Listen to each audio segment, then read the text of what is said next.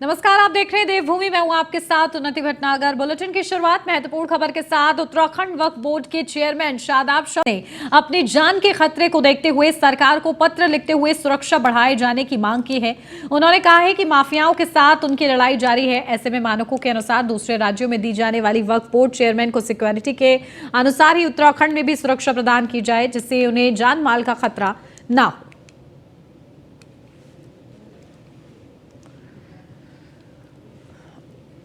मैंने आग्रह किया है माननीय मुख्यमंत्री जी से कि जो बाकी प्रदेशों में सुरक्षा वक्फ बोर्ड चेयरमैन को दी जाती है, हमें भी मिलनी चाहिए, क्योंकि माफियाओं से झगड़ा है। उनकी आड़ में ऐसा ना हो कि बाद में फिर इंतजार करते रह जाएं। तो जो अगर बाकी जगह होता है, यहाँ भी मिलना चाहिए। मैं ऐसी उम्मीद करता हूँ कि जल्दी माननीय मुख्यमंत्री जी की तरफ से इसका संज्ञान लिया जाए। मैंने तो हमारे ब्यूरो चीफ सुदीप जैन हमारे साथ जुड़ गए, सीधा उन्हीं का रुख करते हैं। सुदीप, क्या कुछ जानकारी? देखिए, शादाब शम्स की तरफ से सुरक्षा की मांग की गई है, इसको लेकर किस तरीके से विचार विमर्श हो रहा है, क्या अपडेट? देखिए, ये वही शादाब शम्स हैं जो बहुत पहले वक्फ बोर्ड का चेयरमैन बनने से पहले विवादों में आए थे। ये बयान देने वक्फ बोर्ड चेयरमैन बनने के दौरान कि कलियर शरीफ में बहुत कुछ गलत होता है, और कई ऐसे संगीन शब्दों का उन्होंने आरोप लगाया था जिसको हम यहाँ चर्चा नहीं कर सकते। इसके ठीक तुरंत बाद वो चर्चाओं में आए ये कहते हुए कि अब जेसीबी तैयार है, अवैध अतिक्रमण तोड़े जाएंगे। दरअसल शादाब शम्स परेशान अपने बोर्ड को लेकर है। सच्चाई ये है कि शादाब शम्स के साथ जो वर्किंग का बोर्ड है, उसमें जो मेंबर्स हैं, वो या तो इनके मुताबिक काम नहीं कर पा रहे हैं या कोऑर्डिनेशन की कमी है। कल यही शादाब शम्स पहले कह रहे थे कि वो इस्तीफा देने की स्थिति में है, वो इस्तीफा देने को बाध्य हो सकते हैं। आज वो कह रहे हैं कि उन्हें सुरक्षा चाहिए, उन्हें खतरा है माफियाओं से। ये बात सही है कि अकबर अहमद डंपी जैसे बड़े लोगों पर वक्फ बोर्ड के सीईओ ने मुकदमा कराया, हालांकि वो हाईकोर्ट से स्टे भी लेके आए, परंतु हर बोर्ड की वर्किंग कल्चर होता है, कार्य प्रणाली उसकी होती है। अब शादाब को किससे खतरा है, जो खुद सरकार के दायित्वधारी हैं और सीधे सरकार में सीधे मुख्यमंत्री से मुलाकात करते हैं। हो सकता है इनके पास की कुछ इनपुट आया हो, और अगर वो अन्य प्रदेशों की तुलना में उत्तराखंड को उससे कोरिलेट करते हुए सुरक्षा की मांग कर रहे हैं, तो मुझे ऐसा लगता है कि सरकार उनकी बात सुनेगी। और जो अनुमन्य सुरक्षा है, यूं तो उनके साथ गनर चलता है, और इसके अलावा भी यदि कुछ प्रोटोकॉल में बनता होगा तो उनको मिलेगा। देखिए, दो तरीके होते हैं सुरक्षा के।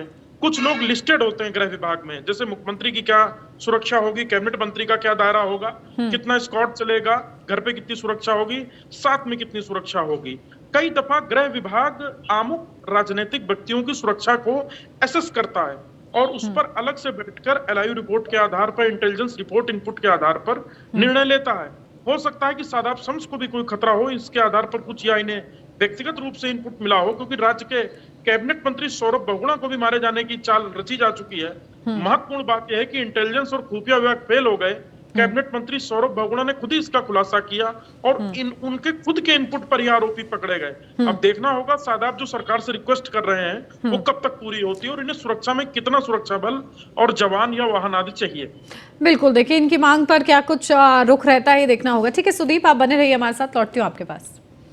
उत्तराखंड में चारधाम यात्रा के आरंभ के साथ ही आईटीबीपी द्वारा श्री बद्रीनाथ धाम और इसके आसपास स्वच्छता बनाए रखने में महत्वपूर्ण योगदान दिया जा रहा है। आईटीबीपी के जवान द्वारा बद्रीनाथ मंदिर के निकट पहाड़ियों और जल स्रोतों को स्वच्छ रखने के लिए अभियान चलाया गया है। आईटीबीपी का यह अभियान निरंतर जारी रहेगा। प्रशासन ने भी आईटीबीपी के जवानों के इस स्वच्छता अभियान की प्रशंसा की है। इससे चारधाम यात्रा पर आने वाले सभी तीर्थ यात्रियों, स्थानीय लोगों को धामों और चारधाम यात्रा मार्ग पर स्वच्छता बनाए रखने की प्रेरणा मिलेगी। वहीं मुख्यमंत्री पुष्कर सिंह धामी ने भी आईटीबीपी के जवानों को बद्रीनाथ धाम में स्वच्छता अभियान संचालित करने के लिए बधाई और शुभकामनाएं दी हैं।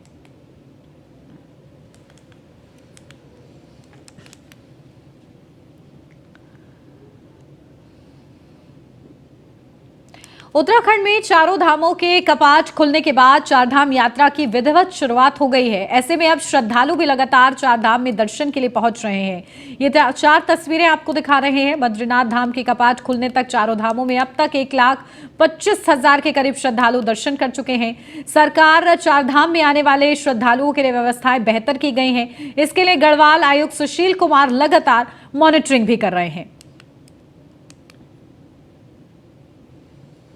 चारों धामों के चारधाम यात्रा 2023 में कपाट खुल चुके हैं और यात्रा सुचारू ढंग से प्रारंभ हो चुकी है। वर्तमान में यदि मैं बताऊं कि कल तक लगभग 1,25,000 श्रद्धालु चारों धामों में दर्शन कर चुके हैं अभी तक। पिछले दिनों में केदारनाथ जी में और यमुनोत्री में मौसम की भी दृष्टिगत परेशानियां रही हैं, बर्फबारी हुई है, लेकिन उसके उपरांत भी यात्रा द्रुत गति से इस समय चल रही है और चारों धामों में जो व्यवस्थाएं हैं वो सभी व्यवस्थाएं बना ली गई हैं और जो भी सुधार हो सकता है यात्रियों से फीडबैक लेके वो। देश भर से चारधाम यात्रा 2023 में आने वाले श्रद्धालुओं को स्वास्थ्य गाइडलाइन और जानकारी हासिल करने में अब दिक्कतें नहीं आएंगी। इसके लिए हिंदी और अंग्रेजी के अलावा बंगाली, गुजराती, तमिल, तेलुगु, मलयालम, कन्नड़ और उड़िया भाषा में हेल्थ एसओपी जारी की गई है। सचिव स्वास्थ्य डॉक्टर राजेश कुमार का कहना है कि जन जन तक स्थानीय भाषा में चारधाम यात्रा की हर छोटी बड़ी जानकारी जो कि स्वास्थ्य से संबंधित है पहुंच सके, इस दिशा में प्रयास किया गया है।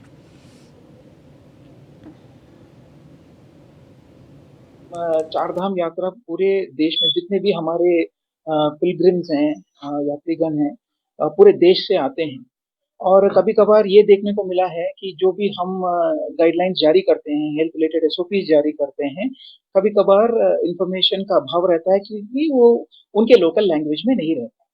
तो इसी के मद्देनजर इस बार हेल्थ डिपार्टमेंट ने ये पहल की है कि अभी फिलहाल हम लोग 7 लैंग्वेजेस में एसओपीज हम लोग जारी कर रहे हैं। अभी 7 और भाषा जैसे बंगाली, गुजराती, तमिल, तेलुगु, मलयालम, कन्नड़ और एक दो और भाषाओं में भी हम लोग अभी जारी कर रहे हैं।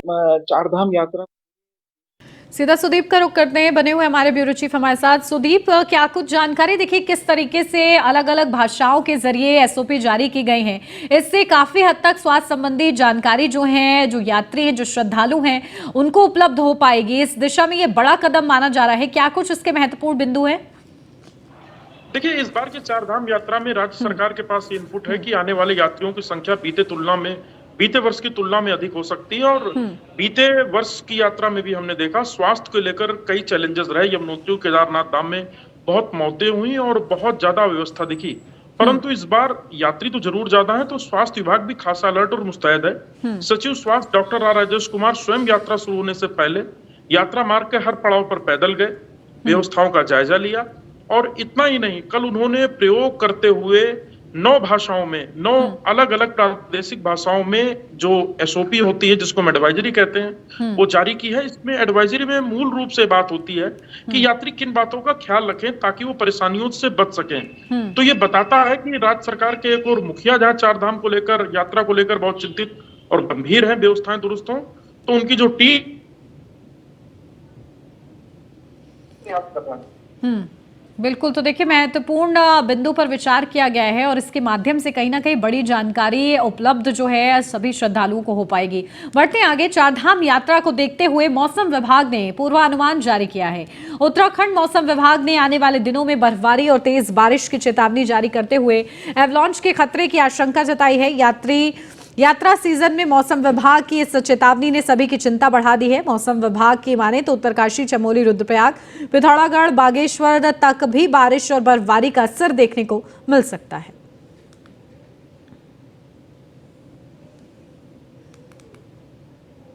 आंतरिक जनपद है, इनमें जो है अगले 4-5 दिनों तक जो है वर्षा और बर्फबारी मिलने की संभावना है।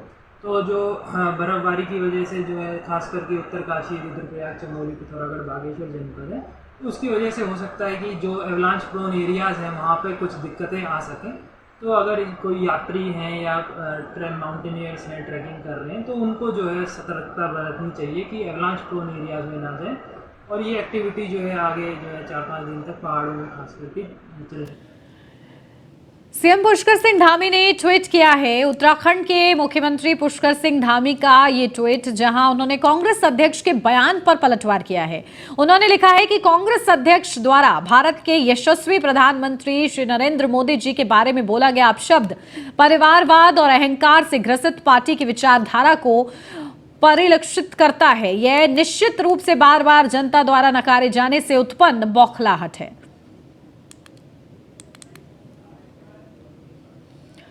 बीजेपी प्रदेश मुख्यालय में शोक सभा का आयोजन कर कैबिनेट मंत्री स्वर्गीय चंदन रामदास को श्रद्धांजलि दी गई। इस दौरान प्रदेश अध्यक्ष महेंद्र भट्ट, प्रदेश महामंत्री, कई विधायक और दून के मेयर सहित बड़ी संख्या में पदाधिकारी मौजूद रहे।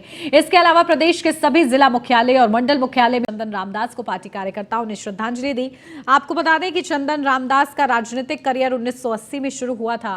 वह 1997 में नगर पालिका बागेश्वर के निर्दलीय अध्यक्ष बने थे। इससे पूर्व MB डिग्री कॉलेज हल्द्वानी में BA प्रथम वर्ष में निर्विरोध संयुक्त सचिव बने। 1980 से राजनीति जीवन की शुरुआत की थी और 2006 में पूर्व मुख्यमंत्री भगत सिंह कोश्यारी की प्रेरणा पर भाजपा में शामिल हुए थे। 2007, 12, 17 और 2022 में वे लगातार चौथी बार विधायक चुने गए थे।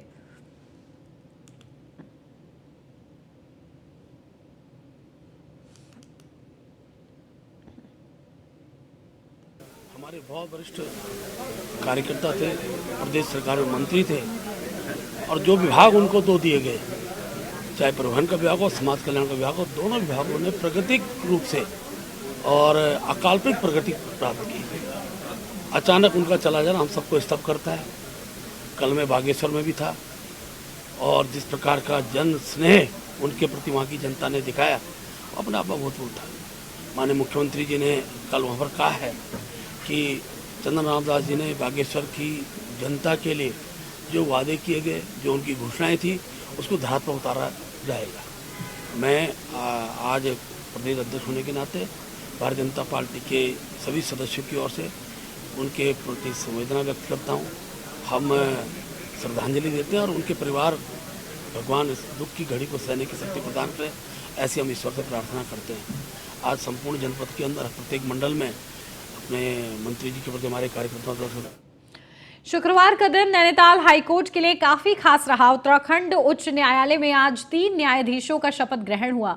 शपथ के बाद उच्च न्यायालय में न्यायाधीशों की संख्या बढ़कर 8 हो गई है। मुख्य न्यायाधीश विपिन सांघी ने तीनों नए जजों को पद और गोपनीयता की शपथ दिलाई। नवनियुक्त न्यायाधीशों ने आज से ही कार्यभार संभाल लिया है। बता दें, राष्ट्रपति द्रौपदी मुर्मू की सहमति के बाद केंद्र सरकार के विशेष सचिव राजेंद्र कश्यप की तरफ से 27 अप्रैल को जारी पत्र के अनुसार उत्तराखंड उच्च न्यायालय के वरिष्ठ अधिवक्ता राकेश थपलियाल, पंकज पुरोहित व उच्च न्यायालय के रजिस्ट्रार जनरल विवेक भारती शर्मा को उच्च न्यायालय का न्यायाधीश बनाने की सहमति दी थी।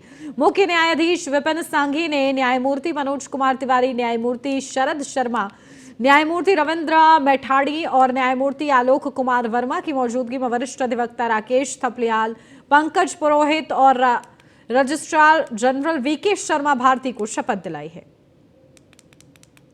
नियुक्तियों से जो है नेचुरली कोर्ट की संख्या बढ़ेगी और डिस्पोजल ज़्यादा होगा, केसेस ज़्यादा डिस्पोज ऑफ होंगे, वो सबके हित में है, लिटिगेंट्स के भी और राज्य के हित में भी, दोनों के।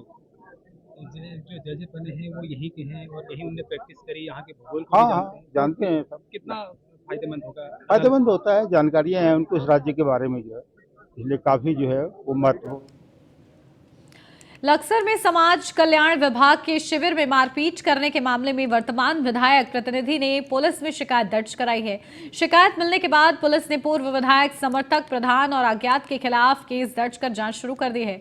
बता दें, बीते दिन दिव्यांगों के लिए खानपुर ब्लॉक मुख्यालय में समाज कल्याण विभाग की ओर से लगे शिविर में खानपुर के वर्तमान और पूर्व विधायक के समर्थक आपस में भिड़ गए।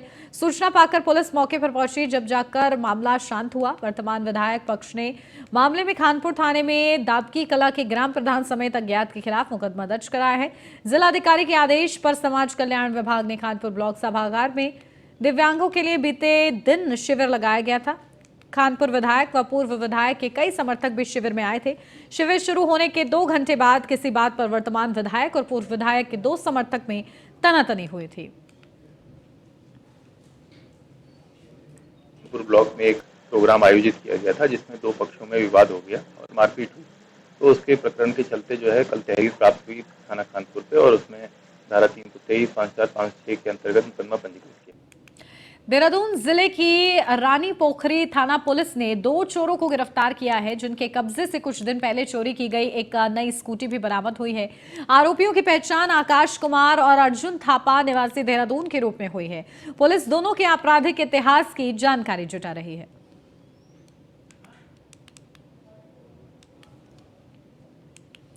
ऋषिकेश कोतवाली क्षेत्र में तिलक रोड पर अज्ञात चोरों ने शटर तोड़कर गोयल एंटरप्राइज की दुकान में लाखों रुपए की चोरी कर ली।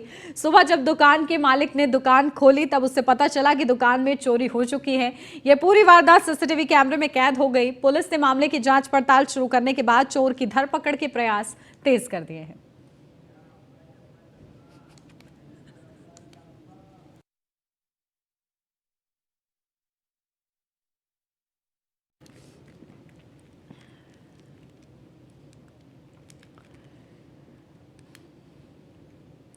लक्सर स्वास्थ्य विभाग ने कोरोना के बढ़ते मामलों को देखते हुए अपनी मुस्तैदी बढ़ा दी है। सामुदायिक स्वास्थ्य केंद्र के चिकित्सा अधीक्षक डॉक्टर नलंदा असवाल के मुताबिक फिलहाल 2 सैंपलिंग साइट संचालित की जा रही हैं, जिनमें से एक सामुदायिक स्वास्थ्य केंद्र तो दूसरी पुराने ब्लॉक परिसर में है। वहीं स्वास्थ्य विभाग के मुताबिक मौसम की बीमारियों से भी खांसी, जुकाम और बुखार के कोविड से मिलते जुलते लक्षण होने के कारण चुनौती और ज्यादा बढ़ गई है। प्रेजेंट हमारी सैम्पलिंग साइट 2 है। एक हमारे अस्पताल में की जा रही है, दूसरी हमारी जो ब्लॉक लेवल में जहाँ कोविड हमने पहले से करा था वहीं पे की जा रही है। उसके अंतर्गत अभी जितने मामले आ रहे हैं पिछले एक हफ्ते में ऐसा कोई पॉजिटिव केस नहीं आया। पॉजिटिव केस अगर आता है, पॉजिटिव रेट अगर बढ़ता है, हम जिसका हम सर्वे कर रहे हैं टाइम टू टाइम, उसके अंतर्गत हम देखेंगे वो हॉटस्पॉट एरिया कौन सा है। बस मेरा लोगों से यही होगा कि जितने भी 60+ लोग हैं या बच्चे हैं वो भीड़ भाड़ से भी बच के रहें, मास्क का उपयोग जरूर करें और वैक्सीनेशन अगर हो रखा है तो अच्छी बात है। और वैक्सीनेशन की जैसे हमारे पास वैक्सीन आई है उसके अंतर्गत हम सबको तीसरी डोज या दूसरी डोज जिसकी बची है उसके साधन सारे हैं पहले के हिसाब से सब कुछ है। कंसंट्रेटर, ऑक्सीजन सिलेंडर, सारे स्टाफ की ट्रेनिंग हो रखी है, ऐसा कुछ नहीं है। एक डेडिकेटेड हॉस्पिटल हमारा मेला पहले भी चला था, वो अभी भी सीएम सरकार के आदेश पे चल रहा है। प्रेजेंट हमारी सैम्पलिंग साइट 2 है। एक हमारे अस्पताल में की जा रही है। रुड़की में केंद्रीय प्रदूषण नियंत्रण बोर्ड और रुड़की नगर निगम की संयुक्त टीम ने शहर में कई स्थानों पर प्रतिबंधित पॉलिथीन के खिलाफ छापेमारी की। इस दौरान टीम ने भारी मात्रा में प्रतिबंधित पॉलिथीन को जब्त किया। टीम की इस कार्रवाई से स्थानीय दुकानदारों और फुटकर कारोबारी में हड़कंप मच गया। इस दौरान टीम ने लोगों को सिंगल यूज प्लास्टिक इस्तेमाल नहीं करने की हिदायत दी है।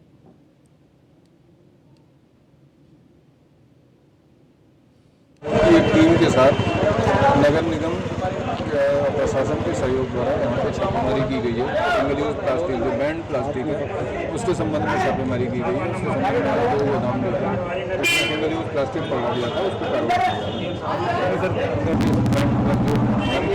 पॉलिथीन है वो पकड़ी गई है टीम के द्वारा।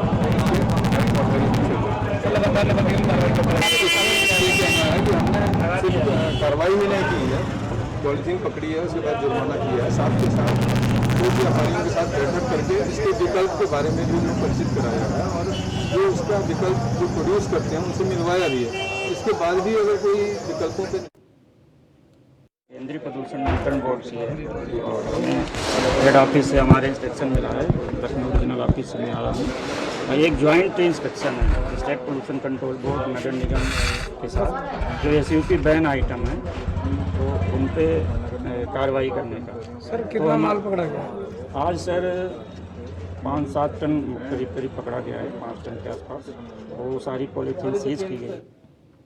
देहरादून नगर निगम उनके खिलाफ बड़ी कार्रवाई करने जा रहा है जिन्होंने कूड़ा उठान का चार्ज कई महीनों से जमा नहीं किया है। मुख्य नगर स्वास्थ्य अधिकारी अविनाश खन्ना के मुताबिक दून स्कूल समेत पैसिफिक मॉल से 3 लाख का जुर्माना वसूल किया गया है, लेकिन JMS ग्रैंड और दून दरबार समेत अभी भी बड़े बड़े नामी होटल, रेस्टोरेंट समेत कई ऐसे संस्थाएं हैं जिन्होंने अगस्त से लेकर अभी तक कूड़ा उठान का चार्ज जमा नहीं किया है, जिनको नोटिस भेजा गया है और नोटिस का जवाब नहीं देने पर 10-10 हजार रुपए का जुर्माना वसूला जाएगा।